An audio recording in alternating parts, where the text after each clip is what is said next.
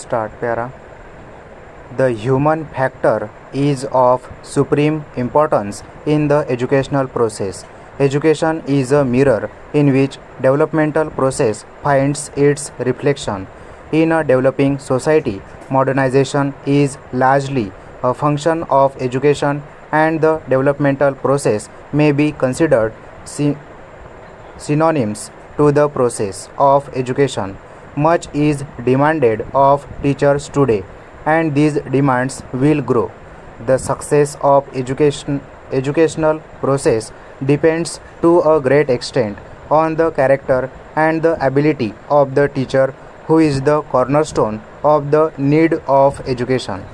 The refining quality of teacher puts him in the category of a creator or a maker in the classical use of the term. Teaching ranks high in society because it is the teacher who builds a nation and makes it great and strong. In reality, teaching is not a mere profession, but it is sacred service in molding the future destiny of the nation.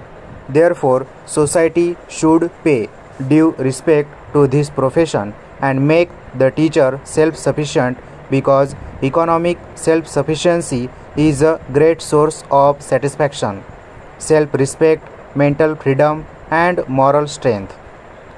A satisfied person spreads satisfaction in society and is thus conducive to the successful working of democracy. Good economic and social status will also produce highly qualified and efficient teachers, and the teaching profession will remain no longer the last resort for the dejected young men. The personality of a teacher is one of the most important items that affect education and growth of a child. Teacher's attitude towards his job molds his personality and hence determines the zeal with which he would take up his work. If he takes teaching as a dull work, he will not find satisfaction in it, which in turn shall affect his personality.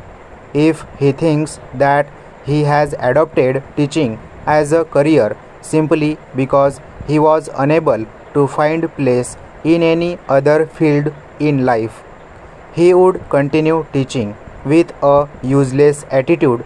In short, a person's attitude towards his work affects his personality, but the very work he does and its result shall bear the stamp of his attitude.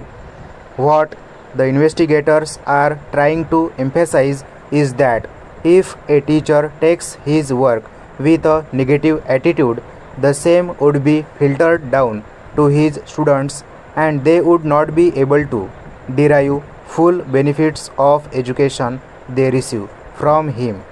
Students do imitate their teacher's attitude, ideas, and ways consciously and unconsciously.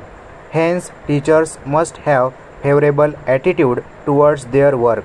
The researches show that it is the personality of the teacher, not method, material, or procedure, which is the most important organizing principle of the classroom society. A trained teacher proves himself efficient than the untrained teacher. Such contemporary knowledge of the attitudes which has been ignored in our country is likely to transform education and initiate revolutionary changes in handling teacher work. Stop.